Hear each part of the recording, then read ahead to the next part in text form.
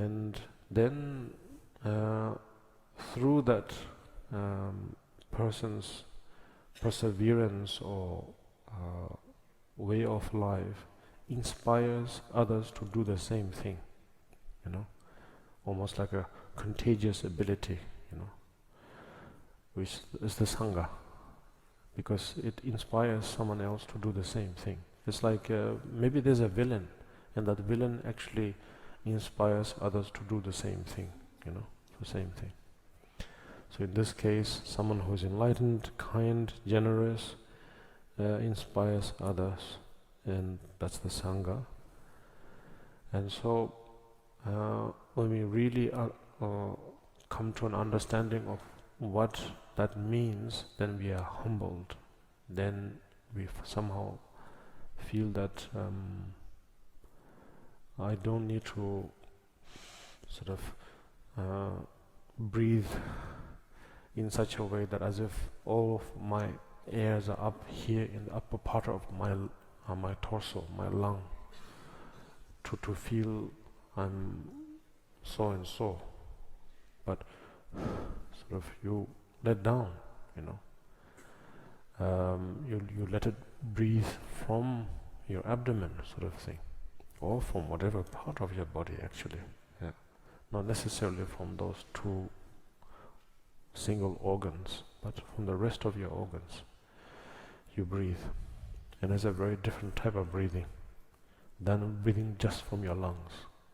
When we do jogging, when we do exercises, we are constantly telling ourselves, breathe only from your lungs, and actually it's causing more blood pressure actually. But whereas when you let yourself breathe from the whole body, yes, that's when you feel wholesome. So in the same way, you sort of don't really put any pressure on any part of your physical being or mental being, and you just breathe and you give in. And the only difference between refuge and the bodhicitta is the attitude. So therefore, that's why we say that the bodhisattva vow is more of a mental vow, or that's not the right way to say it, but it's more based on our consciousness. So meaning it's the attitude. So it's the kind of attitude that comes from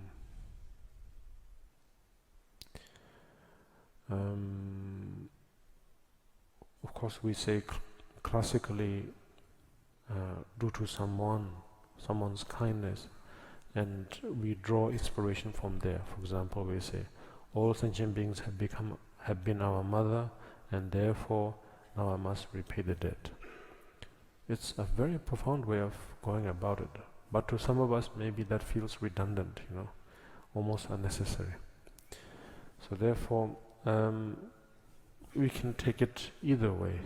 Deep down, or what it really means in summary is that it's something to do with something you like. That's the thing. If you like to do something, anything, it could be whether we call it hobby, whether we call it passion, anything, but something we like to do, the moment that occurs, then all forms of duty, responsibility, hardship, time, energy, investment, all of those concepts simply go away. They just simply disappear.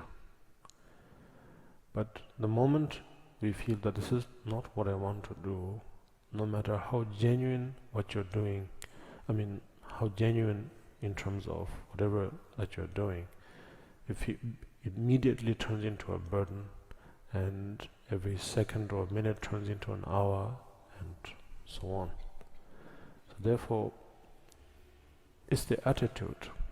Attitude in terms of not just a way of sort of forcing your mind towards a particular angle, not in that sense, but attitude in a way that you see the quality, you see the benefit, and that's exactly what you want to do. You cannot think of doing anything else but that, day in, day out. So, for bodhicitta, in terms of when we say that it's a mental thing, that's more or less what it means. So, giving in terms of refuge, yes, giving in or giving up, whatever we say. Say, I give up.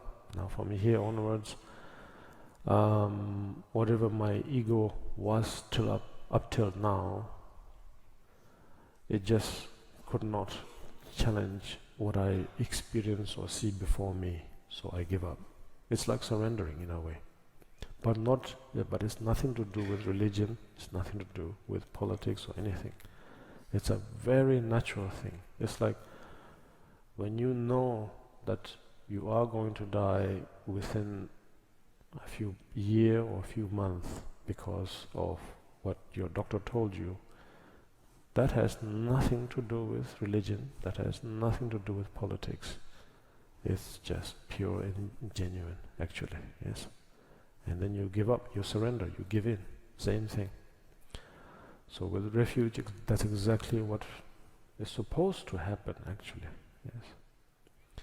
So you give in, but at the same time, as I said, the attitude is such that it's so genuine that it's not because you have no hope and you had to give in. You had no choice. But as you're giving in, it feels so natural. It feels so complete. It's like being cornered.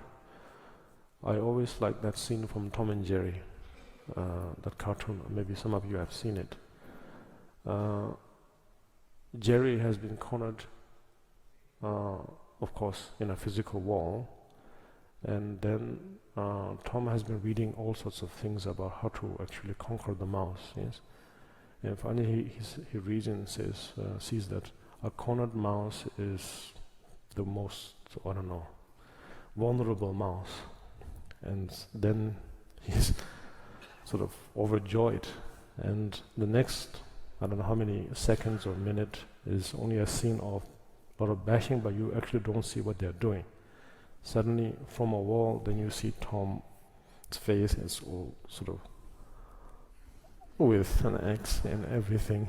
He says something like, "Well, like that." What it means is, don't you believe it, So, I like that because it means that when you are completely cornered, you have nothing to lose. And so that little mouse actually conquered that giant opposition, Same thing. If you really examine the feeling of when we like to do something, like I really like to enjoy that sunset, or I really like that cup of coffee, I really like that, that holiday destination. If you really examine that feeling from a Mahamudra perspective, actually that feeling is actually identical as being cornered. Yeah. That you like it so much that you just want that and nothing else, and you cannot think of anything else. And it's the same thing. It's just that we have overshadowed that with, whatever, but actually it's the same feeling, same thing. So, therefore, why I think truly realized beings, when they describe how it is like to actually experience what bodhicitta is like, is something It always, of course, according to the era, time, language, grammar, is such that they would describe it in different ways, yes. But if you put it all together, it says the same thing. They are all pointing to the same thing. That it's, of course, another way of saying is it's a fearless state, because you genuinely enjoy that, enjoy doing that. That's why Shantideva says in the Bodhijaya Avatara, the definition of effort, or the paramita of effort, is doing something you like. So that's exactly what it is. So bodhicitta, whether it's aspiration or whether it's application, same thing. You have to like it. You have to enjoy it. Not that you have to, but it's that liking process, it's that enjoying process or state that truly sort of completes you. So if you are able to focus on those two aspects, then the technique of the sadhana, meaning the whole process of visualization, the whole process of how you're supposed to think, how you're supposed to breathe, how you're supposed to sit, how you're supposed to dedicate, all of that, that should come quite naturally to you. Whether you know the sadhana properly or not, it doesn't really matter. That is something that you can develop over the course of time. But to relate it to the idea of taking refuge and generating bodhicitta, bodhicitta, that may take time, but it's really enjoyable, because you know that is your friend, that is your real friend, more than the so-called coarse form of friends that we know, yes? Meaning, I know somebody, he is my friend, she's my friend, this, that, or someone's my parents or my siblings or this or that. True, sometimes through that the actual friend may emerge, but from a spiritually, strictly sort of spiritual, from a spiritual perspective, strictly, the real friend is that taking of refuge in the triple gem and generating of bodhicitta, because that will never ever fail you, no matter where you are, no matter what kind of situation you are in. And so, if that information was given to you by your friend, great. But if that information was given to you by your enemy, no problem. You can appreciate, that was the best thing that your enemy did. That was the best part of your enemy. So therefore, there is no shame, there is no embarrassment, there is no face loss if that was given to you by anyone, So you must embrace it. Then based on that, then all the good things will come. If you want longevity, that state of hallucination will come to you. Really, because let's say you are living up to a certain age, which is probably by the general standard is not long, but because you were so happy, actually, because you were so content that every day was as long as, years or decades. That's exactly how it turns out. So wish-fulfilling jewels are real. They are not a lie. But if you know it, it really depends on how you acquire it and how you cherish it and how you use it. So the bodhicitta is none other than that. It's a wish-fulfilling gem. And the way to go about it is by giving in. And so the doorways, as we say, the doorway to Buddhism is through refuge. So therefore the triple gem is the 3 doorways to acquire that gem. Yeah. So now maybe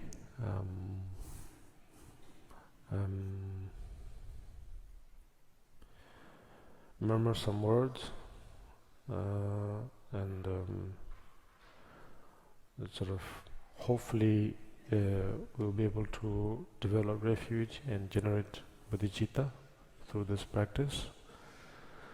And then through it, hopefully we will leave some imprints, to say memory imprints in ourselves of the sadhana.